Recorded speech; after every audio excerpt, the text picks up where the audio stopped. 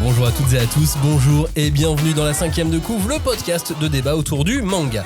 Voici le rendez-vous annuel d'analyse du marché. À quoi ressemblent les ventes de manga en France sur la période qui va de septembre 2024 à août 2025. Nous avons compilé des données et des chiffres venant de plusieurs sources, toutes vérifiées, puis nous en avons tiré des tops, des classements, des réflexions, des analyses. Et la première chose qu'on peut vous dire, c'est que la France a peur.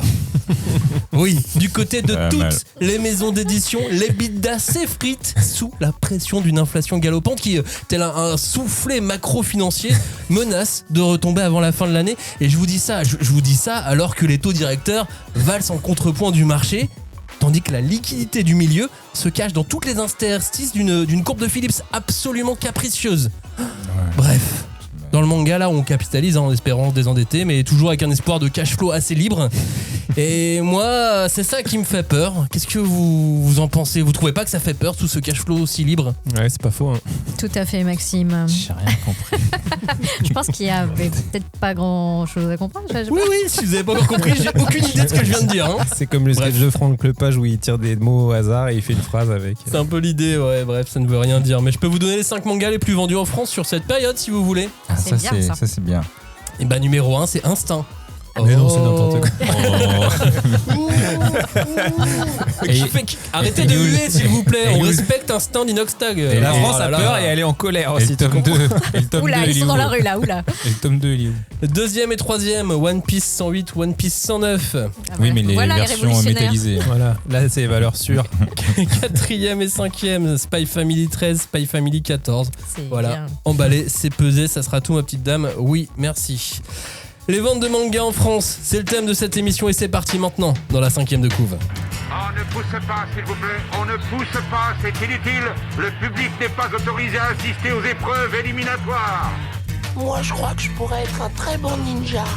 À quoi vous jouez ? L'heure est grave, c'est pas le moment de faire les guignols. Mais on n'a rien d'autre à faire, on peut pas sortir. On va leur faire notre attaque secrète, l'attaque de la Tour Eiffel, ils vont rien comprendre. Et il faudra aussi parler des dessins animés, notamment des dessins animés japonais qui sont exécrables, quoi, qui sont terribles. Ah, les bâtards! Oh, this you crazy mother... Vous êtes en train d'écouter la 5e de couve, le seul podcast où l'on peut découper, charcuter, dépecer et aimer le manga et leur vente. Salut à toi Robin, salut Julie, salut Johnny. Salut Maxime. Alors, oui, tu peux donner mon prénom, vous pouvez aussi... est-ce que vous connaissez vos tables de multiplication, c'est bon ? Ouais. Johnny, 6 x 7 42. C'est bon. Alors, en préambule, rappelons que l'on fait de l'audio sans support visuel. Donc, quand il est question de vente de chiffres, l'objectif, c'est de rendre ça quand même un peu intelligible. Par conséquent, on fait donc le choix de parler de classement, de proportion. On va pas aller dans les détails trop précis. Sachez aussi que les données sur lesquelles on se base sont pour partie des estimations et qu'il y a toujours une marge d'erreur. Même si elle est infime, il y a une marge d'erreur. Et surtout, si vous avez la moindre question, contactez-nous. Si vous découvrez cette émission seulement maintenant pour la première fois, soyez les bienvenus avec nous dans la 5e de couve. On revient ici chaque semaine pour 1 heure de podcast et plusieurs centaines d'heures d'émissions sont déjà en ligne. Alors ça fait beaucoup à écouter, hein, mais ça occupe. Genre si vous vous entraînez pour un marathon et que vous partez de loin par exemple. Ouais. On doit être à Si vous venez de vous faire opérer des yeux, par exemple, vous pouvez plus rien faire à part écouter des podcasts. Bah, ça marche. Voilà, on peut glisser aussi des encouragements, des conseils running, des conseils santé ophtalmologique. Enfin non, nutrition. On fait opérer des oreilles du coup. Si on est sourd. Ah. Et bien maintenant sur Spotify ou YouTube, tu Et as la sous-titres. transcription automatique. Alors, c'est bien fait le monde d'aujourd'hui quand même. il y a beaucoup d'erreurs, mais Les titres des mangas. J'attends de voir ta phrase d'intro là, comment il va la faire en sous-titre, ça va être On va la voir. si Cashflow et EBITDA, je suis sûr qu'il va y arriver. Si vous aimez ce qu'on fait, abonnez-vous, activez les notifications, visitez nos pages sur les réseaux sociaux et surtout partagez l'émission, laissez un petit commentaire, ça aide toujours au référencement. Les chiffres, les ventes, les analyses, c'est parti. Attention, petit point de détail pour cette année. Et je vous dis ça, le cœur assez lourd. Aïe. Et avec beaucoup de tristesse, mais la multiplication des sorties webtoon et l'absence de différenciation dans les différents outils nous oblige à les prendre en compte. Voilà, ça va. Pour la première Quel fois, puriste. voilà, on est obligé de prendre en compte les webtoons. Oh, bah, Quelle allez. tristesse. Mais Quelle non, tristesse. plus on est de fous et on plus avait on déjà rit. parlé couleur, de... J'ai oublié le nom du web. Il y a bien une tag. Le leveling. J'ai pas ce leveling. Alors, l'évolution du marché sur un an par rapport à l'année dernière, par rapport à la dernière émission, qu'est-ce qu'il s'est passé ? paf, moins 12,1%. Voilà. C'est la fin du Fatal. manga. Du coup, on est obligé de renvoyer Enfin. Cagnard, nous, parce que voilà, Ah oui, moins je sais qu'on 12%, à un moment donné, il fallait qu'on coupe, quoi. C'est faux. Ouais, c'est vrai. Il valait 12%. Est-ce que c'est inquiétant? Est-ce que ça veut dire obligatoirement moins de lecteurs? Ah oui, moi j'arrête de manga avec ça. Quand j'apprends ce genre de choses. C'est à cause de toi que les librairies moi, j'arrête. ferment. Est-ce que ça veut dire moins de lecteurs, moins de hard lecteurs? Est-ce que le lecteur achète moins? Attends, Comment vous le voyez, mais cette moins baisse 12%, c'est moins de 12% de vente de volume? Oui. de volume de manga. Ah. Oui, mais comme on en a vendu beaucoup avant, peut-être que c'est ça aussi. Ah bah on est toujours effectivement à x2 par rapport à... Mais non, mais en vrai, on il y peut a pas quelques savoir années, parce hein. que. Bah, je te donne un autre chiffre si tu veux. Vas-y, donne. Ça peut dépendre de là où on se place, puisque l'évolution du marché sur les 200 meilleures ventes, de 200 meilleurs tomes vendus, elle est en baisse de moins 18%, 18,5%. Ah oui, Les d'accord, encore. 200 meilleures ventes par rapport à il y a un an Oui, ils achètent moins, quoi. Oui, sont ça en freine. volume 18% plus faible, en chute de 18%, 18,5%. Oui, mais ça se trouve, on a le même nombre de lecteurs, mais juste, ils en ont vendu moins, quoi. Moi, ce que je pense, c'est que on a moins de petits lecteurs. Le lecteur qui achète que un tome parce qu'il a vu une pub, parce qu'il avait un petit peu de temps, lui, il a arrêté. Et il a acheté Demon Slayer, il a dit ça me suffit. Parce qu'il n'y a plus de pub. Je pense que déjà, il y a aussi des des séries qui se sont arrêtées, il y a l'inflation, enfin il y a aussi le pouvoir d'achat des gens qui a diminué. Je pense que moi, j'ai aussi une autre analyse, c'est qu'à mon avis, avant, tu avais des lecteurs qui étaient avides de nouveautés, c'est-à-dire qu'ils se jetaient sur la nouveauté quand elle sort. Et pour en avoir parlé avec un libraire, alors il parlait plus pour la BD, mais j'imagine pour le manga, ça doit être des phénomènes similaires. C'est qu'il remarque que ses clients, maintenant, ils y regardent un peu à deux fois avant, ou ils achètent pas tout de suite la nouveauté. C'est-à-dire qu'ils vont passer, ils vont faire un tour, ils vont regarder ce qui sort, puis peut-être qu'ils l'achèteront, 3 mois plus tard, ou un truc comme ça. Donc il faut que la nouveauté reste en place et reste visible pour que les gens y repensent au moment où ils vont se décider. Et ça, c'est pas toujours en corrélation avec la façon dont les librairies tournent. Les librairies sont très très drivées par la nouveauté, donc une nouveauté en chasse-saute, quoi. Donc peut-être ça aussi, ça peut expliquer cette baisse tendancielle, on va dire. Oui, et puis il y a aussi le fait que effectivement le rythme est hyper soutenu, en tout cas pour les mangas, rester sur une table de librairie, c'est quand même un challenge, quoi, parce qu'il y a tellement de turnover, de nouveautés qui arrivent ou qui chassent des titres qui sont pas forcément, qui n'ont pas eu le temps en fait de s'installer dans le paysage des librairies, que oui, ça demande un peu plus de recul et en fait maintenant on n'a plus le temps, quoi. C'est ça le constat que je peux faire le calcul, hein. Je peux même contredire ton libraire, Robin, parce que si on s'amuse à faire ce même calcul mais que sur les nouveautés, que sur les tomes sortis sur la période septembre 2024, août 2025, la baisse n'est que de 9%. Ok, bon d'accord. Non, moi, après, s'il l'achète un peu plus tard que prévu, ça veut pas dire qu'il l'achètera pas, mais je pense que c'est, oui, du coup, pour le fond, pour des séries peut-être plus de fond, là, pour le coup, ça va forcément avoir un impact aussi, quoi. Mais... Oui, puisque celle sur les volumes qui ont plus d'un an, la baisse, elle, est de 13%, forcément.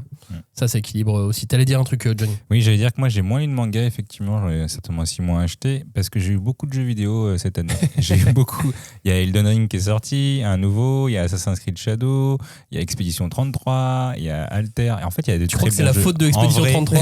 Expédition 33 a trusté pas mal le marché. Mais il y a beaucoup de jeux qui sont sortis quand même en début d'année. Hein. Mais ça, je pense que pour le coup, c'est un vrai truc. C'est que je pense qu'aussi dans les générations de lecteurs de maintenant, alors que ce soit des gens de nos âges, mais plus jeunes aussi, tu vois, il n'y a plus le côté, le manga a une place absolument centrale. C'est des gens qui consomment pas mal d'autres choses aussi, donc forcément oui, mais ça fait longtemps qu'on le dit, ça. Ouais, mais tu vois, avec les plateformes, en plus on sait que maintenant les mangas c'est beaucoup, bon évidemment c'est pas nouveau, mais je veux dire c'est très 360, donc il y a des animés, donc en fait les gens ils regardent les animés, ils achètent pas forcément les mangas, enfin bref il y a tout un truc qui fait que ça peut aussi expliquer une baisse, sachant que voilà, comme on l'a déjà dit, c'est une baisse aussi qui arrive après plusieurs années de hausse complètement hors norme, donc. Tout à fait, cette émission fait suite à l'émission qu'on a fait l'année dernière à la même période où on donne aussi d'autres éléments de compréhension et forcément on revient aussi sur les années précédentes et les 20 dernières années. Donc voilà, mis bout à bout, ça donne beaucoup de choses, mais j'arrive quand même pas à me sortir de la tête que les lecteurs addicts, comme nous, sont toujours là, présents, et toujours à la recherche de nouveautés. On est tous pareils, on veut notre dose de manga, tu vois, on en a besoin. Mais que vraiment, ce sont les lecteurs de Blockbuster Only qui semblent être allés au bout et qui effectivement se tournent beaucoup plus vers l'animation, puisque jamais les animés n'ont été autant disponibles qu'aujourd'hui. Oui, c'est ça aussi. C'est que là, il y a une disponibilité assez folle, quoi. Mais après, je pense que tout bêtement, on subit un peu le contre-coup du marché japonais, c'est-à-dire qu'il y a moins de grosses séries aussi, quoi. Tout simplement, les grosses récentes se sont arrêtées. Là, on va forcément aussi tasser entre guillemets les ventes sur les grosses séries qui sont encore en cours. Bon, évidemment, les grosses séries continuent toujours à vendre, mais elles vendent moins que quand elles sont encore en cours, quoi. Donc c'est ça aussi, c'est un truc structurel sur lequel on peut pas grand-chose, quoi, finalement. À part Dragon Ball. L'inflation, ça aussi, c'est une des raisons probables de Netflix qui a augmenté ton forfait de... Mais, salaud, t'en as bien compris. Tout a augmenté, ma bonne dame.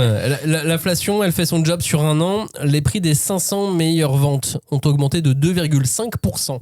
Oh, ça craint, soit, mais c'est en dessous des 4,2 annoncés à date en France sur 2025. Le taux d'inflation en France est de 4,2.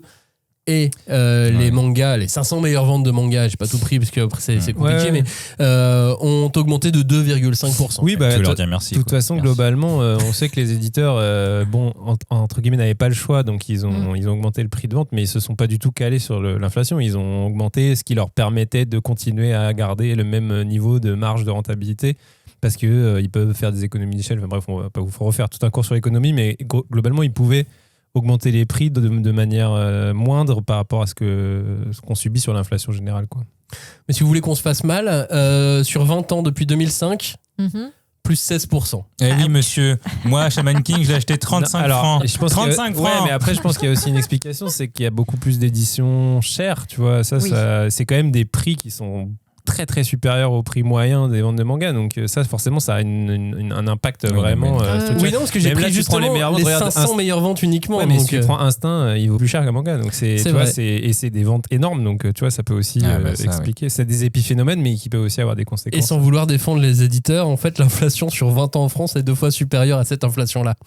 Donc finalement j'ai l'impression que c'est eux qui perdent, ou nous, enfin tous, on perd tous, mais je veux dire l'inflation en France est 2 fois supérieure à l'inflation du prix des mangas. Donc les mangas auraient dû, s'ils suivaient l'inflation, être encore plus chers. Ouais, comme mon salaire, ça c'est très bien. Petit appel à toi, ma boîte. Patron de Johnny. Donc finalement, le manga serait peut-être un des bons élèves loin devant le beurre, par exemple. J'ai regardé le beurre, mais ça coûte trop cher, les gars. Vous avez pas vu 6,39 les 0,500 grammes là, c'est horrible. Ouais, t'habites dans Paris, toi, hein? Oui, c'est vrai. c'est vrai. Les mangas publiés depuis 20 mois représentent 38% du total des ventes. On est quand même toujours addict aux nouveautés, enfin exactement comme l'an dernier ou comme l'année d'avant en fait. On est à peu près stable, hein. L'année dernière je crois que c'était 37 et l'année d'avant 36, donc on est à peu près dans les mêmes eaux. Et donc les mangas publiés depuis plus de 20 mois, qui ont 1 an et demi, hein, c'est 62% des ventes. Ça va. Mais oui, ça va. Forcément, ça va. Le reste est aussi très stable au niveau des catégories, les fameuses catégories. Alors en France, c'est un peu le bordel parce que entre les catégories des labels des éditeurs, les catégories qu'ils déclarent commercialement et la réalité, des fois, t'as 3 catégories différentes. Mais bon, on arrive quand même à des chiffres à peu près stables avec 21% de seinen vendus en France, 7% de shoujo et 71% de shonen. Ça ne bouge absolument pas. Ou alors à la marge, quoi. Ouais, parce que le shoujo, c'est quand même bien. Petit à petit, ça a quand même gagné des petites parts de marché. Ça grignote, quoi. Mais ça grignotouille. Ouais, mais il y a eu un moment où ils ont vraiment plongé juste après le Covid. Donc là, c'est pas mal d'être remonté jusqu'à 7% des parts de marché. Ouais, mais c'est ce que disait Max. Au final, il y a plein de shoujo qui sont catégorisés en shonen. Justement pour faire vendre, alors qu'au final c'est des shoujo en truc, je sais pas, mais je pense à un truc comme ça. Plein, non, il y en a pas, il y en a pas tant que ça. Et non, c'est très très légère augmentation du shoujo, mais c'est vraiment à la marge. On est sur quelques milliers d'exemplaires. D'ailleurs, sur les 12 derniers mois, quelles sont les nouveautés, les lancements de séries originales qui ont pu emmener les gens en librairie? Et vous avez probablement un avis sur la question. Vous vous doutez sûrement de quelle série originale est en tête des meilleurs lancements de ces 12 derniers mois? Bah, c'est Kagurabachi. Évidemment, Kagurabachi. Alors, j'ai pas compté Instinct, parce que Instinct, j'ai pas compté ça comme une série. Je sais, oui. Non, parce qu'après, j'ai une catégorie réédition, marketing et objet. Produit autre. Ah, t'as le truc de KFC là? T'as le manga de KFC dedans? Bizarrement, non. Ça remonte quand même. Le poulet frit, c'était trop bien. Ça remonte le manga sur le poulet frit. Et un autre manga qui va te plaire aussi dans cette autre catégorie. On revient sur celle-ci. Donc, lancement de série en France. Nouveauté qu'ont pu emmener les gens en librairie, Kagurabachi, qui est loin devant, qui explose la concurrence comme prévu. Il a fait le double d'exemplaires du second, par exemple. Waouh. Numéro 2 de ce classement. Et alors là, je suis étonné. Ouais, moi je suis pas étonné. Ah bon? C'est Versus. Mais oui, parce que les collectionneurs, ils leur voulaient les 15 couvertures, c'était évident. C'est ça en fait. Bah, donc, ok, c'est One. Et puis surtout Versus, c'est sorti en fin d'année dernière. Donc c'est lui dans ce classement qui est là depuis le plus longtemps. Mais non, mais le bonus du côté booster, ouais, c'est super choix commercial. Ouais, c'était une bonne idée que d'ailleurs Panini a repris. Mais d'une autre manière. Ah oui. Bon, c'était un peu la même chose au pour final. Katanabe, oui, ça avait la même tête, mais ils l'ont fait un peu différemment. On va en faire 3 au lieu d'en faire 4. Mais c'est vrai que si tu prends Versus, c'est un titre qui passe un peu sous les radars, tu vois, genre en vrai t'as pas l'impression que les gens en parlent spécialement, enfin tu vois, c'est vrai qu'il est à un niveau très élevé par rapport à la hype qu'on pourrait lui trouver, tu vois, genre même si c'est un bon titre, on en a parlé. Et pourtant c'est quand même One l'auteur, donc finalement il y a One Punch Man, il y a Mob Psycho derrière, donc en plus il a une réputation. Les deux cumulés entre l'OP marketing du tome 1 et de ce côté, donc en fait pour vous le rappeler si vous l'avez raté, chaque tome, enfin il y avait 2 éditions, une édition normale et il y avait une édition booster qui était enfermée dans une pochette plastique comme les boosters de cartes Pokémon. Tout à fait. Oui, c'était opaque et on pouvait pas savoir quelle était la couverture, donc il y a un côté loterie. Et t'avais plusieurs couvertures et certains ont voulu collectionner toutes les couvertures, ouais. Donc forcément, ça booste aussi, ouais. C'est pas nouveau, hein. Last Man l'avait fait en 2012 à son lancement. Mais est-ce qu'il y en avait 10? Non, il y avait 3. Il y avait or, argent et... Il y avait l'histoire avec Blue Lock aussi, les tickets d'or. Les tickets d'or. Le ticket d'or, ouais, carrément. J'ai acheté 4 pour rien. Ça m'énerve. Et t'avais pas eu ton ticket d'or. 3e de ses meilleurs lancements, Phantom Busters, juste derrière Versus. Super titre, pas si attendu. Non, mais c'est une bonne surprise, moi, je trouve, de le voir à ce rang. Un très bon shoujo. Hein. Très bon. blague. Gros boulot de Kyun, encore une fois, pour réussir à placer Phantom Busters à cette place. Pas si attendu, mais pas sûr. Alors, je m'y attendais pas. Il y a un an, tu m'aurais demandé quelles étaient mes prédictions. Jamais je l'aurais mis dans le top 3.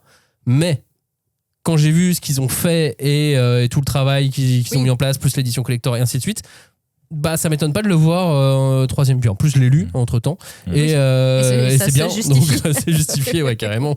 4e, on a Bloom. Alors ça c'est incroyable. Bah bon lancement, correct quoi, petite réputation. Puis quand tu regardes les chiffres, ça a été super bien porté par l'animé. C'est fou quand même. Cet été, et les étoiles se sont vraiment bien alignées. Toutes les étoiles étaient alignées pour Bloom. Comme quoi, hein, Netflix encore, tu payes, puis t'es content. Hein. Pour regarder Bloom, c'est ça qui me manquait en fait. Bloom, pas mes phrases. Elle est diffusée sur Netflix, oui. Non, en vrai, c'est un bon titre parce que j'ai bien aimé moi, Bloom. Derrière, on a Ruri Dragon, c'est le titre le plus récent de ce classement. Et c'est donc super intéressant de le trouver à cette place. Il a seulement 2 mois. Hein. Et il est déjà aussi haut. J'ai l'impression que le bouche à oreille a vraiment bien fonctionné sur Ruri Dragon. Ouais, parce que c'est un titre qui n'a pas démarré en fanfare comme Kagurabachi a pu le faire. Et ce qu'on a constaté, c'est qu'au final, les ventes semaine par semaine sont gigastables, quoi. Ce qui n'est pas toujours le cas. En général, souvent, quand il y a un lancement, tu as une première semaine qui est énorme. Et d'ailleurs, souvent, c'est un peu le syndrome de on regarde la première semaine pour savoir la santé d'un titre, alors que c'est très tôt, quoi, tu vois. Et là, pour le coup, il a fait une première semaine bonne, mais tu vois, genre pas non plus très loin de Kagurabachi, par exemple. Ouais, mais pour par un contre, titre du Jump. Voilà, par contre, ce qu'on constate, c'est effectivement que, à mon avis, les libraires s'en sont emparés, ils l'ont lu, ils ont aimé, parce que c'est un titre, on en a parlé nous-mêmes, qui est pas facile non plus, tu vois, c'est un titre qui est à vendre, qui est pas super facile, alors qu'il est plein de qualité une fois que tu le lis, mais quand tu dois le vendre, c'est vrai que tu te dis, bah oui, on a un peu l'impression qu'il se passe rien dedans, mais en fait, finalement, bah voilà, ce bouche à oreille fonctionne. Donc je trouve que c'est un titre qui est intéressant à analyser du point de vue, bah voilà, la prescription, visiblement ça marche encore, tu vois. Bah, je pense que c'est la même chose aussi pour Bloom, hein, s'il est aussi haut, l'animé a eu son effet, mais il y a une bonne prescription aussi. Je pense qu'ils sont dans la même catégorie tous les deux de cette manière. Et Ruri Dragon aussi, il y avait 2 éditions, si je dis pas de bêtises, et donc Glénat avait été assez malin parce qu'ils avaient fait l'édition spéciale au même prix que l'édition standard, donc du coup, tu vois, il y avait un côté, tu te fais pas non plus, t'as pas l'impression de te faire banane non plus, quoi. Tu payes vraiment juste une couverture alternative. Bah, sauf que tu payes les deux, quoi. Bah, si t'es un taré, mais sinon tu prends la deux. Hein, et voilà, c'est ça la vérité. Kagurabashi, c'était la même chose. Hein. T'avais eu 2 éditions au même prix. T'avais juste une édition qui allait rester dans le temps et pas l'autre. Ça booste mécaniquement un peu les ventes aussi. On continue avec My Love Story with Yamada-kun, Up Level 999, premier lancement shoujo original de cette année. Titre trop long. Ensuite, on a les Noces des Lucioles, big up à Oreko Tachibana, hein, qui est venue en France. Bah, elle a bien fait de venir. Exactement. C'était une très bonne idée. Un des meilleurs lancements. Ensuite, on a La Servante de l'Empereur. On a Centuria, comme Ruri. Hein, c'est une sortie très, très récente, donc c'est intéressant de le voir aussi haut. Suivi de Erio and the Electric Doll, Remède impérial, l'étrange médecin de la cour, Tatari, la gardienne des concubines, Manga Isho qui est là. Et je sais pas, je l'ai mis, il fallait le mettre quelque part, je l'ai mis là. Il est pas dans les licences rééditions autres. C'est bizarre. Il aurait pu être dans produit, dans objet, dans quelle porte, dans je savais pas trop où le mettre en fait. Je me suis dit je le mets là ou pas, ou je sais pas. Et puis Tokyo ces jours-ci. Ah, il y a un peu d'espoir dans ce monde finalement. Non mais c'est sympa, je pense qu'on a parlé de quasiment tous ces titres cette année dans la 5e de couve. À l'époque, l'an dernier, si on se souvient, le top 5 c'était Le Voyage de Shuna, Kindergarten Wars, Akane Banashi, Goku Rakugai et The Summer Hikaru Died. On est sur des typologies assez différentes malgré tout. Oui. C'était plus panaché l'an dernier, j'ai l'impression. Ouais, c'était plus faible en nombre d'exemplaires aussi. Ah oui, ouais, bah en fait, c'est un peu ce que je disais tout à l'heure, c'est qu'on sent quand même le manque de gros titres, tu vois. Genre là, il y a Kagurabachi qui un peu a pris ce rôle, mais sinon, c'est vrai que dans les nouveautés, c'est des titres qui se vendent bien, mais qui sont pas non plus des cartons phénoménaux. Ah, la revanche du middle seller. J'espère, c'est ça. Combien de séries différentes on retrouve dans le top 100 des ventes de manga ? L'an dernier, il y en avait 15. Seulement 15 séries se classaient parmi les 100 meilleures ventes de manga l'année dernière. Cette année, on en a 25 de plus. C'est bien. Enfin, ça montre aussi quand ça même atteste éventuellement ma théorie les clients full blockbuster achètent moins et plus de gens différents achètent. Oui. C'est bien. Le manga, c'est diversifié. C'est ça. Donc, montrer que ça dépend ce qui rentre après. Ça dépend ce qui rentre. Exactement. Attention. On va voir. Attention. Numéro 1, c'est évidemment One Piece. 25 tomes parmi les 100 meilleures ventes. C'est quand même 11 de moins que l'an dernier. Ouais. Ah oui. Petite année, One Piece. Je blague. Spy Family est deuxième avec 12 titres, 1 de moins que l'an dernier. Ça se maintient. Blue Lock est troisième avec 11 titres. Plus 7 titres, donc c'est. Tu sens que Blue Lock c'est le titre qui est. C'est l'année celui qui a bien percé comme il faut. Derrière, donc j'avais pas le choix, fallait que je le mette. C'est Solo Leveling. C'est incroyable quand même. C'est incroyable, 11, mais c'est énorme. 11 sur 100 quoi. 11% des meilleures ventes. Ça, j'avoue, c'est une énigme. Mais en plus, il est fini. Hein. Mais écoute. Et en plus, les auteurs étaient venus. Les auteurs, oui. Pendant Japan un mec du studio. Oui, voilà. C'est pas une IA qui fait ça. On rigole, évidemment. On rigole. Mais moi, j'adore Solo. Hein. Moi, j'ai fini le. Qu'on appelle ça le level. Je l'ai fini. Et non, j'ai beaucoup aimé. Hein. Lisez-le. 5e meilleure vente, Les Carnets de l'Apothicaire. Et. Enfin, 5e, pas 5e meilleure vente, mais 5e de ce top 100. Les Carnets de l'Apothicaire, Jujutsu Kaisen et Demon Slayer. Ils en placent chacun 5 dans les 100 meilleures ventes. Pour Jujutsu Kaisen, c'est 11 de moins que l'an dernier. Oui, ça fait mal un peu. Ouais. Tu dis, ça. Ouais, mais c'est bientôt fini, je pense. Mais c'est pour ça, ouais. Donc on a l'ascension Blue Lock et la chute Jujutsu. Après, moi, les carnets de l'apothicaire aussi, hein, ils ont quand même beaucoup baissé par rapport à. Non, ils font plus 3. L'année dernière, il n'y avait que 2 volumes des carnets de l'apothicaire dans les 100 meilleures ventes. Cette année, il y en a 5. Il n'y a que 15 volumes aussi. Mais Jujutsu, je pense que les gens, ils sont un peu. Moi, j'ai un mec au taf, il m'a dit. Non mais je comprends plus rien là. Je vais faire une pause parce que... ils sont dans leur arc de la grande guerre des ninjas là, ça y est, c'est bon. Et il a fait j'aimerais bien que l'auteur il reprenne Hunter x Hunter plutôt. Parce qu'il croit vraiment qu'il y a un truc. Moi je voudrais il croit vraiment qu'il y a un truc avec les deux. Peut-être qu'on ne sait pas et que c'est la même personne. Je ne crois pas. Derrière, Naruto My Hero Academia, c'est 4 volumes dans les 100 meilleures ventes l'un et l'autre. Légère petite baisse. Berserk également petite baisse avec 3 volumes. Kaiju pareil pour Kaiju numéro 8. Dragon Ball, ça chute encore un peu. 2 volumes dans les 100 meilleures ventes. Nouvelle entrée Robin. À toi de me dire si c'est une bonne ou pas. Il n'y a pas de bonne ou mauvaise entrée. 2 volumes de cette série Incroyable. sont parmi les 100 meilleures ventes de manga. Cette série s'appelle Minecraft. Je crois que je préfère encore Solo Leveling. Mais attends, mais Solo Leveling, c'est vraiment bien. Minecraft, il paraît que le film est vraiment nul. Les gens, ils sont... Bah oui, mais le jeu... Là, c'est le manga. Bah justement, donc peut-être qu'ils se sont abattus sur le manga parce que le film a été nul. Il faut C'est y un voir des plus gros quelque succès chose. du box-office de Oui, l'année. oui, non, mais moi je pense qu'il y a Alors un effet, qu'il est vraiment nul. il y a un effet film qui est évident là pour le coup. Mais tu l'as pas vu. Mais moi, j'ai mon cousin de 12 ans qui m'a dit qu'il a 12 ans. Et il a dit il est nul. Ouais, alors du coup, on va pas juger sur... Peut-être qu'il est super nul, hein, le film. Ça, c'est possible. Mais On l'a pas vu. je fais pas croire ton cousin de 12 ans. Ouais. Parce qu'il a 12 ans. Ouais, justement. Mais le top 14, je suis allé voir le film et il est très bien. Stitch, ami pour la vie. Ça, je l'ai vu. Il est très Autre bien. entrée de ce top 100. Deux volumes de Stitch, ami pour la vie sont parmi les 100 meilleures ventes de manga. Robin, bonne entrée. Bah, je crois que je préfère ça à Minecraft, mais Solo. je saurais pas dire. Si, Stitch. Non, je mets quand même Solo au-dessus. Attends. Derrière, on a retour de l'attaque des titans, entrée de Kagurabachi. Un seul volume évidemment pour ces titres. Un seul volume pour Dan Dadan qui est de retour, effet anime peut-être. One Punch Man en perd un mais il est toujours là. Instinct évidemment, vu qu'il est numéro 1, il est dans les 100 meilleures ventes. Et puis Boruto, To Blue Vortex, la suite de Boruto est plutôt bien, c'est plutôt bien lancé puisque il fait partie des 100 meilleures ventes de manga sur cette période. Au revoir As-Class. Putain, j'ai eu peur parce que quand je l'ai vu, je fais arrête, il est toujours là. Bah, il est là chaque année. C'est là, c'est la Ok, première année allez, où il il est recule là. genre de 20 places, tu vois. Non, Il est pas mince. loin, hein. Ça peut arriver à tout moment. Ah là là. Chainsaw Man, on n'en a plus. Le voyage de Shuna, ça y est, c'est fini. Aïe. C'était que l'année dernière. Oh là Enfin non, il y a là. une réédition là en ce moment. Et Tokyo Revenger, on n'en voit plus non plus. Ouais, on y a perdu un peu quand même. Pardon, mais on perd Chainsaw et Shuna Et et Assassination on a Classroom. Instinct et Ouais, mais Minecraft. Shuna, on a dit qu'il va revenir pour Noël, là. C'est bon. Shuna, Minecraft, Stitch. Non, ça te... Si, tu devrais lire. Alors, du côté des éditeurs de manga, qui est en tête? Bon, ça change pas en fait. Hein. On peut refaire ce classement chaque année, j'ai l'impression que c'est la même chose.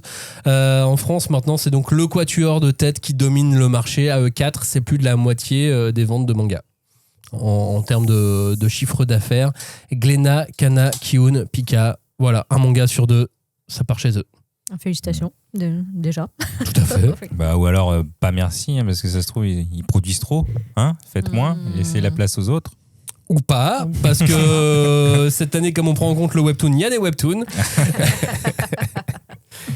Donc Pika remonte bien et recolle bien aussi, il prend même la tête du trio de poursuivants hein, derrière Glénat qui est toujours à plus du double d'un des trois. Voilà, si l'un des trois est à 10%, Glénat est à plus Mais de c'est 20. trop des énigmes, tes trucs. Il y a du double de l'un des trois et on sait pas lequel. Du coup, on veut pas donner de chiffre. Il faut que tu fasses x2. Moi, ça. Vas-y. 6 x 7, Johnny 42, mais. Ça, c'est bon, tu l'as. Ok.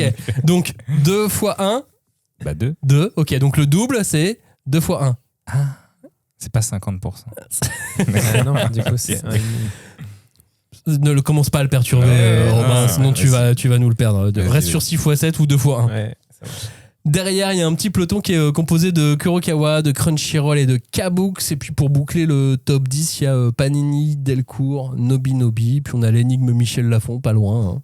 Alors qu'avec Instinct. Oui, Mais ils sont là. Et puis même si c'est pas dans le top 10, on a Soleil, Mangetsu, Doki Doki ou Meian qui sont quand même pas très très loin. Je parlais donc de Michel Lafon et d'Instinct. Voici donc le top lancement autre. Licence, Faut pas les mettre dans le... spin-off, réédition, Marketing, quoi. produit Oui, marketing. La fête. Voilà, la fête où on connaît. Ou ouais, on connaît, c'est pas vraiment un lancement. Instinct, donc, bah évidemment, hein, avec près d'1,5 million d'exemplaires, c'est quand même une folie. c'est oui. Non, mais Je Non, mais c'est. me l'explique pas vraiment. Moi non plus. C'est la popularité. Enfin là, c'est un effet de masse là. C'est-à-dire que le mec a tellement de fans que forcément, tu vois, ça a comme conséquence ça, quoi. Mais est-ce que c'est lui-même qui l'a acheté? Non, non, je te jure que non. J'étais dans une librairie et je vois 2 ados qui tournent autour. Oui, moi aussi. Alors je tends l'oreille et puis là il y en a un des deux qui fait « Ah regarde, c'est le manga d'Inoxtag ». Alors il le prend, il le montre à son copain et son copain lui fait « Non mais je sais même pas s'il l'a lu ». Sous-entendu, Inoxtag il a juste mis son nom. Oh. Et l'autre il fait « Ouais je sais bien mais c'est Inoxtag ». Voilà. Fin de l'histoire. Fin de l'histoire. C'est-à-dire qu'il ne savait pas de quoi ça parlait, il en a entendu parler. Il savait très bien que Inoxtag s'en était préoccupé de plus ou moins loin. Et même mais que c'est pas un mangaka. Mais de toute façon, c'était dans cette bulle où il avait fait son film en même temps. Du coup, c'est sorti. C'était pas très loin. C'était franchement à 2-3 mois près. Du coup, c'était vraiment ce moment-là où Inoxtag était partout. Et oui, c'est un produit c'est un goodies. C'est pas pour dévaloriser le manga, c'est juste qu'il est vendu comme un goodies. Oui. Et s'il avait été vendu comme une œuvre à part entière, sans tout ce marketing, enfin pas sans tout ce marketing, mais avec moins de côté objet de lancement, s'il y a quand même eu une collection de vêtements Instinct qui a été lancée en même temps. Enfin, c'était un concept. Oui. Instinct, c'était plus qu'un manga. Et si c'était sorti chez un éditeur, ça aurait fait beaucoup, mais beaucoup moins. Donc bravo, faut quand même envoyer les gens en librairie, il faut quand même réussir à faire ces ventes-là, mais effectivement c'est un épiphénomène quoi. Bah ça fait 7 500 000 euros de chiffre d'affaires, hein. on est content, oui. Je sais pas comment tu le comptes, mais 15 fois 500 000. Faut enlever la TVA normalement, mais ouais, mais je le fais pas ça. Parce que c'est des pourcentages et il est pas arrivé là au pourcentage. 5, 19,5, je sais jamais, tu vois. Numéro 2, c'est donc Minecraft, le manga officiel, Voyage au bout du monde, c'est le sous-titre. Hein. C'est quand même une des licences qui fait vendre le plus, hein, Minecraft. Parce que donc, le film que ton cousin cousin n'a pas aimé. Mais est-ce qu'il a aimé Instinct?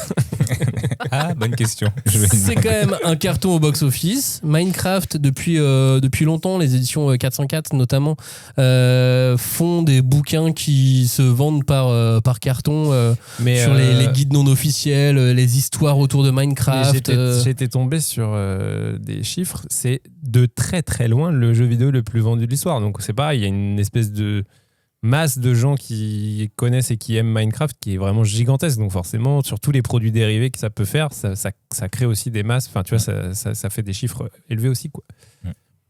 Il serait premier si on avait un classement réédition. Faudrait peut-être qu'on y pense un jour ou l'autre, hein, parce qu'il commence à y en avoir beaucoup maintenant. Meilleure édition la plus vendue de cette année pour le tome 1, c'est Berserk, la nouvelle édition de Berserk. C'était sûr, non? Mais la grosse, là? Ouais, la grosse, là. Oui. Ah, c'est le dernier, hein. Celle qui avait des bouts bien C'était pointus. C'était le tome 2, hein, là, on parle du tome. Oui, t'aurais juste dit le gros livre, hein, t'as mis le là à la fin, c'était très, très péjoratif, j'aime bien ce truc-là. Oh là là. Pas du tout. Il y a Cascade, je déteste Cascade. Oh là là. Non, la grosse édition. C'était pas une émission avec cadeau. Donc oui, Berserk, le gros bottin, le gros volume, avec couverture rigide. Voilà, belle fab, jaspage, tout ce que vous voulez. Donc oui, après voilà, c'est la force de Berserk. C'est vraiment clairement un manga qui est devenu un phénomène en soi. Alors pour le manga en lui-même, mais aussi évidemment pour la tragédie quand même malgré tout du destin de Kentaro Miura, mais je veux dire c'est devenu une œuvre complètement à part dans le paysage manga, donc c'est pas étonnant, je trouve. Ensuite on va trouver une puissance encore plus phénoménale en termes de taille que Berserk, puisque c'est Kaiju numéro 8, le spin-off. Ah bon? Je m'attendais pas. Moi non plus, ouais, j'avoue. Et ça parle de quoi? Je l'ai pas vu. C'est le Side B, c'est l'équipe, une des autres équipes. Oh les nazes. C'est l'équipe des nazes. Non, pas forcément. Pourquoi les nazes? Je sais pas si c'est pas l'équipe principale. Non, c'est celui qui se bat avec des sabres et tout. Non. Ah, mais oui, il est nul, lui. Ouais, c'est bien ce que je disais, il était nul. C'est comme si jamais il y avait une side émission de la 5e de couvre, ça serait pas l'émission principale, ce serait naze. Putain, ça serait Cagnard. Ce qui coûtait trop cher, donc 12%, et voilà. Il va lancer son podcast tout seul. Donc dans ce cas-là, ça, on est d'accord, très bien. 45e édition du tome 1, alors chiffre que je viens d'inventer, c'est Demon Slayer qui se retrouve dans ce classement en 5e place. Alors non, c'est pas la 45e édition du tome 1, mais c'est encore un tome 1 de Demon Slayer, mais pourtant... Bah ça fonctionne. Ça fonctionne. Alors c'est toujours ils font un gros boulot d'édition dessus, hein.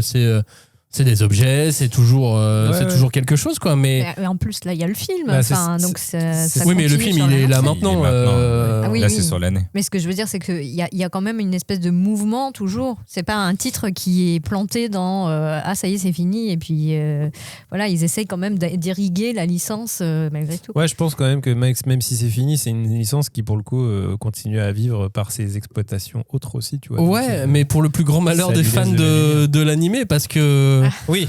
Nous, ça fait déjà 2 ans qu'on connaît la fin de l'histoire. Eux, ils sont là disant je me demande ce qui va se passer. C'est pour ça, avis à tous nos amis amateurs d'animé, achetez les livres. Déjà, ça fera du bien aux maisons d'édition et en plus, vous aurez la fin. Mais donc, ouais, Demon Slayer est toujours là. Et oui, on en parlait la semaine dernière avec d'autres participants du Discord de la 5e de couve, dans lesquels on a plein de discussions. Parfois rapides, parfois plus longues, et on parlait de ça et du fait que ça allait potentiellement s'étendre jusqu'à 2029. Ça fait encore beaucoup de tomes 1 hein, qui vont être qui peuvent arriver chaque année. Mais ce sera génial, tu pourras faire une mosaïque de tomes 1. Mais je crois que j'en ai 3 ou 4 moi déjà des tomes 1. Après, c'est aussi un animé qui a été vanté pour ses qualités techniques et artistiques. Bien sûr. Donc c'est peut-être aussi pour ça que c'est long, c'est que si on fait bien les choses, il faut les faire. Tout à fait, et puis c'est surtout que chaque film au Japon, c'est numéro 1 au box-office, donc ça rapporte aussi pas mal, et donc quand t'as un filon, pourquoi l'épuiser ? Ça serait dommage. Et de la part de Panini, ça serait aussi dommage de se dire non, on va pas ressortir un tome 1, les gens vont l'acheter, mais ils vont se lasser. Non. Ça serait bête. Mais faisons-le quand même. Ils vont pas faire ça. Mais oui, moi j'ai même la première édition de la première traduction. Tu sais, quand c'était pas les rôdeurs de la nuit. Bien joué. Et qu'on avait des ogres à abattre. Ensuite, alors je l'ai mis là, Joe. Déjà, le titre est trop long. Je te le dis. Hajime, Teddy Riner, l'ascension d'une légende d'après l'histoire de Teddy Riner. Alors, donc, il y a 2 fois Teddy Riner dans le titre. Donc, je sais pas, c'est le titre officiel. Écoute, c'est vraiment le titre officiel. Oui, c'est le titre officiel des bases de données. Écoute. Donc voilà le manga sur l'histoire de notre futur président de la République. Et bien, super lancement. Alors, je l'ai mis là, pourquoi ? Parce que même si c'est l'histoire d'un judoka, s'il n'y a pas le nom Teddy Riner qui est presque une marque aujourd'hui. Si tu mets Instinct dans Stop, tu mets Teddy Riner dans Stop. Voilà, mais c'était un peu le même esprit. Ouais. Logique. Après là, c'est un produit de masse, mais une vraie masse. Tu vois. Plus de 100 kilos. Il fallait la faire. Mais t'avais bien aimé en plus ce titre. Ah oui, moi pour le coup, j'ai vraiment aimé. Au début, je croyais que c'était le nouveau titre de Renaud Lemaire, un gros serrage, bien entendu. Mais quand j'ai lu, non, c'était vraiment. En fait, ce que j'ai aimé dedans, c'est que tu sens que le manga, c'est vraiment ce qui s'est passé dans la vie de Teddy Riner. Moi, j'en suis persuadé, je lui poserai la question un jour quand je le verrai. Mais, et tu vois, en fait, l'histoire derrière l'homme, et c'est super. Moi, je trouve ça super. Donc, Hajime, excellente vente. Donc, du coup, je pense que le tome 2 va bien suivre aussi en termes commerciaux. Sandland est après. Toriyama. Je l'ai relu cet été, Sandland, c'est quand même vachement bien. Ouais, c'est très cool. Très, très cool. Et l'édition, c'est chouette d'avoir une nouvelle édition. Je sais pas pourquoi je l'ai racheté, j'avais l'ancienne, mais c'est comme mes 4 ouais, c'est comme mes 4 exemplaires du tome 1 de Demon Slayer. Hein. Voilà. Je sais pas pourquoi j'en ai autant, mais je les ai. Tu sais, j'ai même l'édition pilier. Et tu les gardes, ouais, c'est ça. Tu vas pas te débarrasser de l'ancienne version. Ce qui est... Non, mais du coup, ça prend beaucoup de place dans la biblio. Il y a carrément un endroit, c'est que Demon Slayer, tellement il y en a, quoi. Ensuite, Sandland, donc, Pokémon. Pokémon est là. C'est la dernière série Pokémon, Écarlate et Violet, qui est en ce moment en cours au Japon, qui est sortie cette année en France. Pokémon qui est toujours là. Et un petit peu plus loin dans le top, vers la fin du top, on a une ancienne série Pokémon qui est Ruby Omega et Saphir Alpha, qui était sortie il y a peut-être une dizaine d'années, quelque chose comme ça, ou 7-8 ans au Japon et qui n'était jamais paru en France. Et elle est sortie cette année et donc du coup elle devait être suffisamment attendue puisque les gens sont assez bien jetés dessus. Et Pokémon, ça continue année après année à fonctionner en manga. C'est à force de la licence là. De toute façon, le truc, je crois que c'est la 3e licence tout confondu de la plus vendue dans le monde, Pokémon. Donc c'est au bout d'un moment. Qu'est-ce qui se passe dedans dans ce manga? C'est les mêmes histoires que tu peux voir dans l'animé par exemple. C'est plein d'aventures avec des Pokémon à chaque fois, enfin pas à chaque fois mais souvent t'as un nouveau héros qui part avec ses nouveaux starters et puis qui va affronter d'autres personnes dans une aventure, qui va rencontrer forcément des Pokémon légendaires qui va vouloir attraper et puis certains vont menacer la vie d'une île, d'un lieu et ainsi de suite. Bref, c'est Pokémon, c'est l'histoire des jeux, c'est l'histoire de l'animé, sauf que c'est en manga quoi. Oh là. Ça me fatigue. Dis le mec qui est fan de Pokémon. Hein, et oui, et j'ai arrêté depuis Écarlate et Violet parce que là, en fait, ils veulent pas évoluer. Pokémon, c'est typique la licence on s'adresse à un public de 12 ans. Et toute notre vie. Notre public n'évoluera jamais.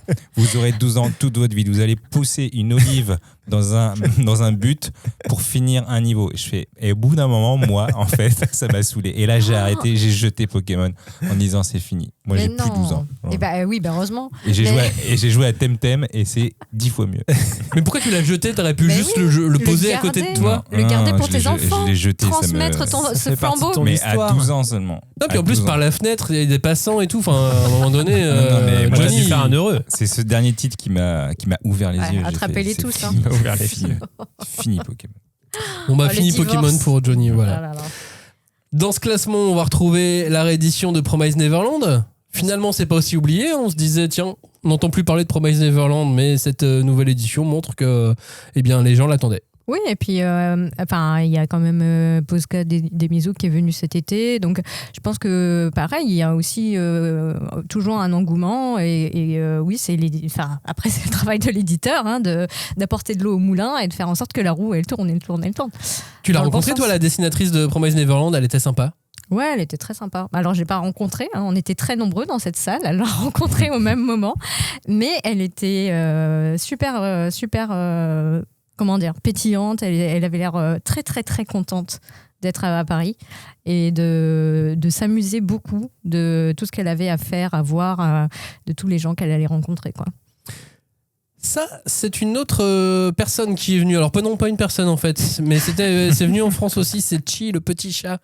Dans sa dernière histoire, Chi est à Paris. Oui, et donc, dans Chi, une vie de chat, alors c'est peut-être à Paris le sous-titre, mais dans ce nouveau lancement, Chi est à Paris et c'est un des meilleurs lancements autres. Ensuite, on a le spin-off de Naruto, Konoha Shinden The Steam Ninja Scrolls. Ensuite, on a l'édition anniversaire de Fairy Tail. L'édition anniversaire de Spy Family. Pas le même anniversaire, pas le même éditeur, mais les deux, c'est pour un anniversaire. Pokémon donc Ruby Omega et Saphir Alpha, ça j'en ai parlé. Puis le dernier de ce classement, c'est Papi Kurumada qui est là, avec la réédition de Senseiya, la finale édition de Senseiya, les Chevaliers du Zodiaque. Ouais, celle qui a réveillé certains collectionneurs qui sont montés au créneau pour des certaines... ouais, il y avait eu un petit peu un bad buzz sur la trad au début, qui était réparé depuis. Oui. Et puis surtout, il y a des nouveaux chapitres en fait. Oui, il n'y avait pas avant. Oui, pour le coup, t'as un vrai truc. C'est pas juste une réédition pour faire une réédition. A priori, il y a quand même du contenu. Ouais, parce qu'en fait, il a redessiné, il a réécrit des choses. C'est un peu la version clean. Tu vois, exactement. Ouais, c'est un peu ça l'esprit. Donc on arrive tout doucement vers la fin de cette émission et là on peut se dire, donc voilà, maintenant, est-ce que vous pouvez à peu près me dire quelles sont les 100 séries les plus vendues en France à partir de tout ce qu'on vient de se dire? Les 100, non. Regarde, demande à Johnny, il va te dire il y a plein de trucs mais on sait pas ce que c'est. Enfin. Si tu me dis que le premier il vend 2 fois plus que le quatrième qui vend moins que le troisième, le premier c'est One Piece, Johnny. Bah oui. Bon, on retrouve tous les mêmes. One Piece, c'est la série la plus vendue en France devant Naruto, suivi de Blue Lock. Naruto qui est toujours là quand même. Bah moi je suis très contente parce que d'habitude il est plutôt 3e, 4e et là non, je sais pas. J'ai eu des souvenirs il était plus bas dans le classement. C'est Naruto, pas Boruto. Naruto. Voilà. Bah, c'est pas mal. Bah, c'est à cause de Ouais. l'édition double. Là. Mais si on met Boruto avec, il remonte un peu, mais il est toujours deuxième. Hein. One Piece est tellement loin devant. Oui, ça, c'est il pas me pas- semble qu'on vend enfin, 2 fois plus de... que de Naruto. Bah, il y a 109. Chaque seconde, en France, il se vend. Un Naruto. Blue Lock, donc, qui confirme évidemment ce qu'on disait un peu plus tôt. Blue Lock, Vague 3e bleue. série la plus vendue en France. My Hero Academia, c'était à la fin cette année. 4e série la plus vendue en France. Berserk, 5e série la plus vendue en France. Ça, c'est classe. Ouais. C'est classe, hein? Ouais, Oui, moi oui, aussi, je trouve ça. Ça en impose. Ouais, carrément.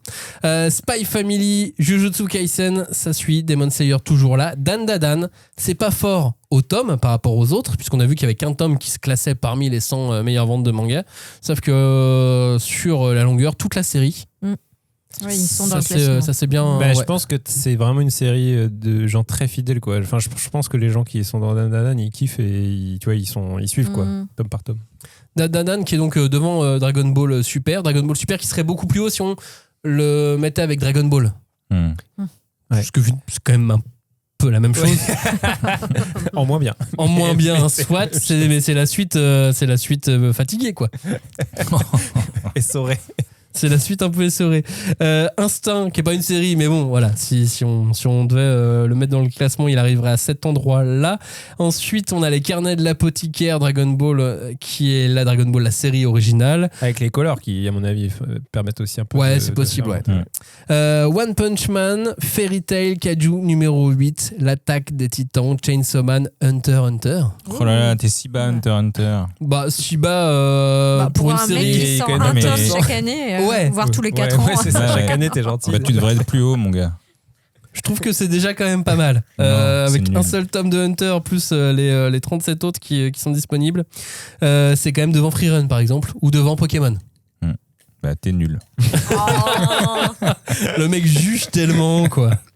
Vagabond pointe le bout de son nez juste derrière Pokémon. Ensuite, on a Oshinoko, Sakamoto Days, l'atelier des sorciers, Détective Conan, est toujours là, Dr Stone, Kingdom, Toilen Boon, Hanako-kun, qu'on oublie un peu souvent. Hein. Oui, c'est vrai ça. Enfin, je suis désolée. Pourquoi on moi-même, oublie je l'ai autant? oublié. Enfin, parce que là, j'ai empilé, je pense, les 6 derniers tomes et j'ai pas encore repris le fil. Mais bon, bref, voilà, ça c'est mes petites popotes. Mais bah, je sais pas. C'est parce que c'est peut-être un titre aussi qui est très qui a un public finalement assez discret, quoi, qui est là, qui est fidèle, mais qui finalement s'intéresse aussi à plein d'autres trucs. Je vous propose maintenant de passer au top par éditeur. Il suffit pour essayer de voir un petit peu aussi ce que chaque éditeur réussit à bien mettre en avant. Et évidemment, ça change pas beaucoup par rapport à l'an dernier. Glénat, c'est toujours évidemment One Piece, suivi de Berserk. Bah oui, ils sont dans le top 100. Ils sont même dans le top 5 du top 100. Donc, chez Kana, c'est évidemment Naruto. Chez Kurokawa, c'est Spy Family. Chez Panini, c'est Demon Slayer. Chez Kiun, c'est My Hero Academia, suivi de Jujutsu Kaisen. Chez Pika, c'est donc Blue Lock. Chez Crunchyroll, c'est Dan Da Dan maintenant qui a détrôné les tronçonneuses et les monstres géants. L'an dernier, c'était Kaiju et Chainsaw Man qui étaient parmi les meilleures ventes de Crunchy. Maintenant, c'est Dan Da Dan devant. Chez Soleil, c'est Splatoon. Ok. On va le mettre dans le autre.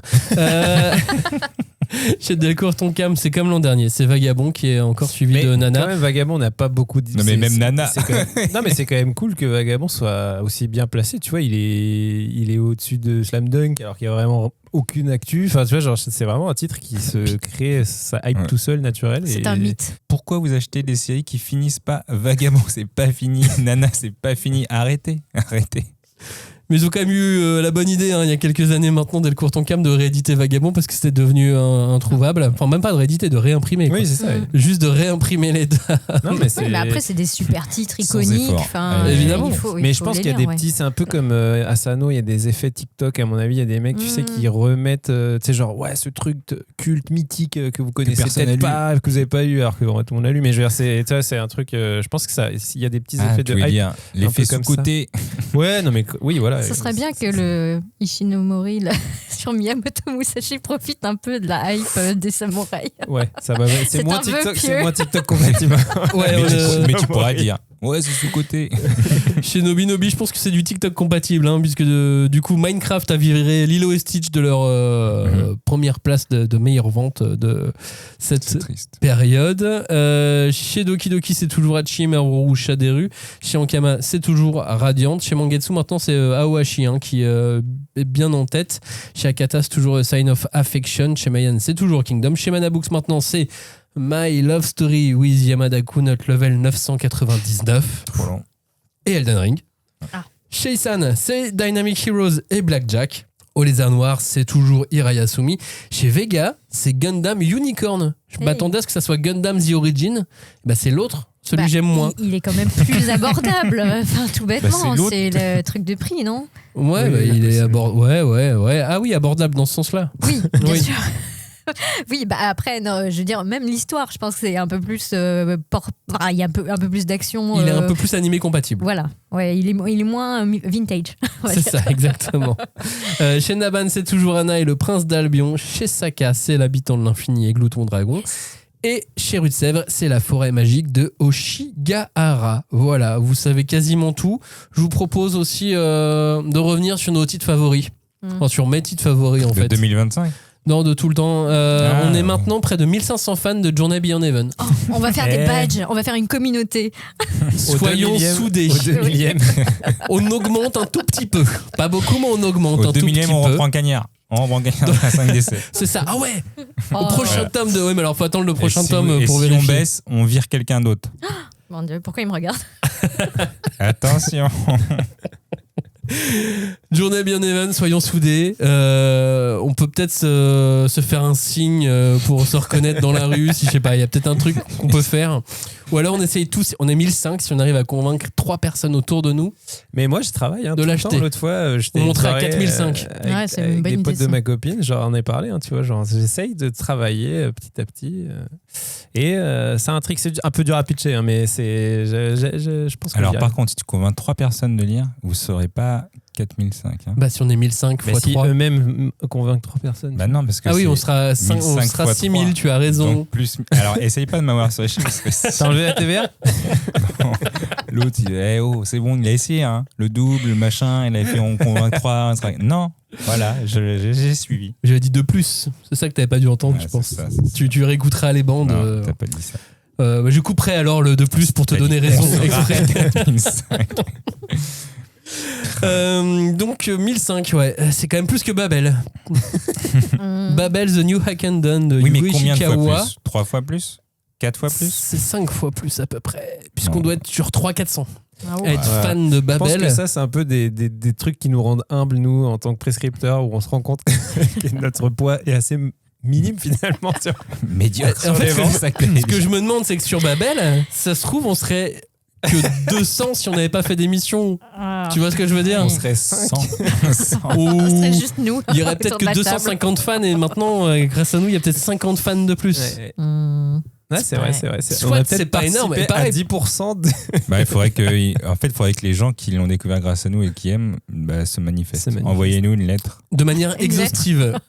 Une lettre. Oui, au studio. Au studio 305 de la Plaine Saint-Denis, évidemment. Chère Dorothée. Donc quand on va faire notre émission sur Babel pour la fin du manga au mois de novembre, puisqu'on va faire une émission sur tout Babel, sur tous les tomes, une fois que le dernier tome sera sorti, je pense ça va être l'émission la moins écoutée de l'année. Mais ça, on sait pas. Mais non, on peut pas dire ça. Tout peut arriver. Et puis après, une fois que ce sera terminé, c'est novembre, tu fais un joli petit paquet et hop, tu l'offres à quelqu'un. Non, ça arrivera pas, ça. À Noël dernier, ceci dit, vous avez été quand même, et alors là, je suis très fier de vous, vous avez été une dizaine à vous prendre ou à offrir l'intégrale de Psyren. Bravo, je tenais à féliciter tous les auditeurs, parce que je pense que c'est que des auditeurs de la 5e de couve. Donc je tenais à vous féliciter. Ils ont pris les 20 tomes d'un coup là. Ouais, tous les tomes. Et après, ok, d'accord. Mais c'est dommage, vous n'avez pas le tome collector avec la carte. J'ai encore trouvé chez moi, j'étais très content d'avoir cette... Et tu l'as mis dans un carton du coup? Ouais, j'ai plus de place. J'ai plus de place. Mais quelle idée de le mettre dans le carton aussi. Il est toujours là, cet tome collector. Donc voilà, bravo. Vous continuez à vous offrir des intégrales de Psyren, des intégrales comme ça. Vous ferez la même chose avec Babel dans quelques années. Oui, complètement. Je suis sûr. Et sinon, je me suis amusé à faire un truc, à regarder toutes les références qui coûtaient moins de 3€. Vous savez, les fameux mangas à 3€. Tout à fait. Est-ce que le manga à 3 € c'est vraiment symbole de vente, à votre avis? C'est compliqué parce que est-ce que c'est seulement le prix? Il faut regarder le contenu, il faut regarder la maison d'édition qui est derrière, il faut regarder plein de facteurs. Donc c'est une question que je me suis posée moi aussi. Bah, j'ai l'impression que pas du tout. Voilà. Il y a 90 références à moins de 3 € sur le marché. C'est pas énorme, hein. 90 références qui ont encore vivantes, on va dire. Un peu plus de 90 encore vivantes de références sur le marché à moins de 3 € en vente. Ça cumule à peine plus que toutes les ventes de Instinct. Pas en valeur, hein, en vente quoi. Genre, en nombre de volumes. En nombre de volumes. Après, c'est peut-être aussi que Instinct a fait des scores vraiment ouais, mais du coup, exceptionnels. Vous achetez votre Instinct d'occasion, puis après, vous prenez au moins prendre un manga à 3 €, tu vois. Je sais pas. En plus, il y a des super bons titres dans ces rêves. Complètement. Il y a même, chaque année, vous savez, il y a les 48 heures de la bande dessinée, et à chaque fois, les éditeurs sortent souvent des tomes 1 qui valent vraiment le détour dans ces... Bah oui, l'idée de ces OP, c'est un peu de recruter sur des séries chouettes qui n'ont pas forcément connu succès, et du coup, c'est vrai que c'est un truc qui peut inciter les gens. Donc, ouais, non, je pense qu'il faut vraiment sauter dessus quand vous voyez ça. Franchement, oui, c'est quand même pas énorme. Alors oui, ça veut dire se lancer dans une série, ça veut dire... Bah c'est ça. Forcément, les gens, ils voient le nombre de volumes qu'ils vont devoir acheter derrière. C'est un peu le cadeau empoisonné, entre guillemets. Mais c'est le principe de la drogue. Hein. Et oui, ça peut devenir une drogue. Mais quand je vois, tu vois, Kiun qui avait fait toutes ces références l'année dernière, qui étaient un peu historiques dans leur catalogue, à 3 €, tu te dis, bah ouais, pour essayer, ça coûte pas grand-chose, quoi. Oui, c'est clair. Non, complètement. Voilà, j'espère que maintenant vous êtes calés sur le marché, sur l'analyse de ce marché manga qui est encore assez complexe. Comme il est j'ai l'impression encore en mutation, il est difficile à vraiment bien capter. Oh bah là, ça y est, je veux dire, il y a quand même... Donc en gros, on va dire le manga de licence, ou vraiment au terme hyper large, qui devient de plus en plus une espèce d'image de référence pour le très grand public. Et je veux dire, on va encore avoir les chapelles qui vont se battre entre ceux qui sont les puristes et les gens qui vont entrer par des portes qui seront peut-être plus faciles, plus commerciales, mais qui, je l'espère, les aideront à lire de plus en plus de choses plus pointues, plus diversifiées aussi. Je vois ça d'une autre manière. Et c'est marrant parce que parmi les 2 mangas de licence dont on a parlé dans cette émission, Stitch et Minecraft, les 2 sont sortis chez Nobinobi. Oui. Nobinobi qui s'est lancé parmi les premiers, ou en tout cas qui ont voulu essayer d'explorer le marché du Kodomo. On les avait reçus dans cette émission, dans une émission qui s'appelle Quel manga pour nos enfants. C'était pas pour rien. Et j'ai l'impression que de voir, alors que ce soit Splatoon, que ce soit Minecraft, que ça soit Stitch, que ça ouvre aussi éventuellement un marché Kodomo qui était quasiment inexistant en France avant. Ouais, mais pour moi, c'est pas des Kodomo, c'est des mangas de licence plus, tu vois. C'est-à-dire que c'est des trucs qui sont achetés par des gamins qui ont vu le film ou qui sont fans de Minecraft, tu vois. Je pense pas que c'est des gamins qui vont apprécier la grammaire manga, ou tu vois, je sais pas, pour moi, j'ai du mal à voir ça comme un vrai produit d'appel pour pousser des gamins à lire du manga, tu vois. Je pense que c'est plus un truc qui va être acheté parce que la licence est connue, et c'est pour ça que moi à titre personnel, ces types de productions me font un peu peur, parce qu'en fait on voit que le manga, comme beaucoup d'autres secteurs culturels, est un peu en train de tomber dans ce truc de faire du marketing avant tout, quoi. Alors que ce qui a fait sa force, c'était sa créativité, c'était ses auteurs, c'était ses éditeurs et tout. Et ça, là, c'est plus du travail d'édition, là, c'est du travail de développement de licence. Et c'est un peu, moi, ça m'attriste un peu, quoi. Mais y a quand même énormément d'éditeurs quand même en France pour ce secteur, je trouve. En tout cas, on a vu, chacun avait sa place. Donc ça veut dire qu'ils tiennent une cohérence éditoriale, ils ont déjà des publics qui leur sont acquis, etc. Mais on sait qu'en ce moment, il y a de plus en plus de création de grands groupes, il y a des maisons qui sont rachetées, il y a des mouvements qui font que peut-être dans quelques années, je ne sais pas, hein, c'est une hypothèse, il y aura vraiment des polarités dans ce secteur. c'est tout à fait envisageable en fait. Ouais, après, quand tu regardes, c'est déjà le cas en fait. Ouais, mais j'essaye de pas trop y penser.